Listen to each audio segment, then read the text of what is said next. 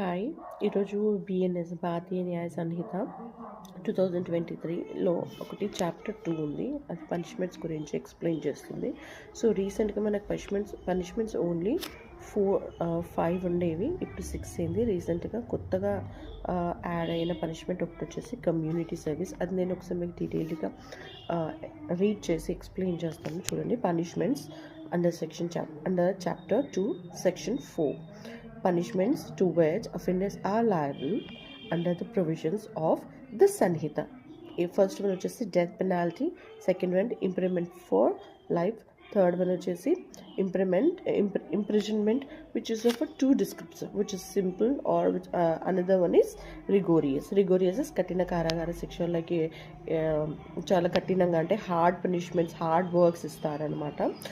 Simple అంటే నార్మల్గా works ఉంటాయి. రిగోరియస్ మాత్రం హెవీగా వర్క్ ఇస్తారు, వాళ్ళకి నాన్ స్టాప్ వర్క్ అనేది ఉంటుంది. సో ఫోర్త్ వన్ వచ్చేసి forfeiture of property.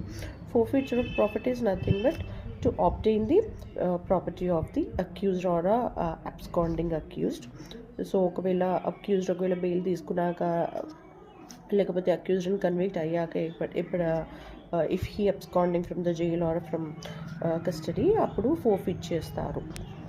Then fifth one వచ్చేసి fine it is in civil cases plus as well as in criminal cases also fine plus imprisonment అనేది ఉంటుంది.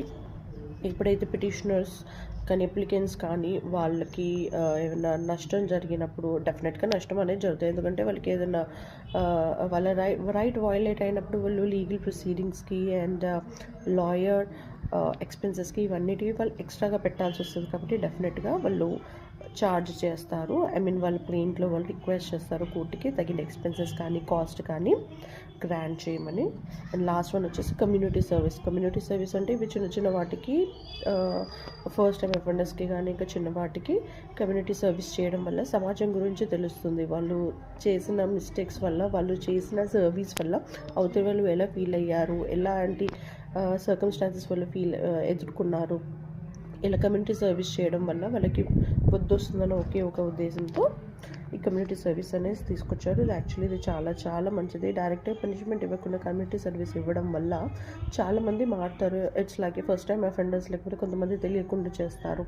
అలాంటి వాళ్ళకి కమ్యూనిటీ సర్వీస్ ఇవ్వడం వల్ల they will definitely change in to the normal position.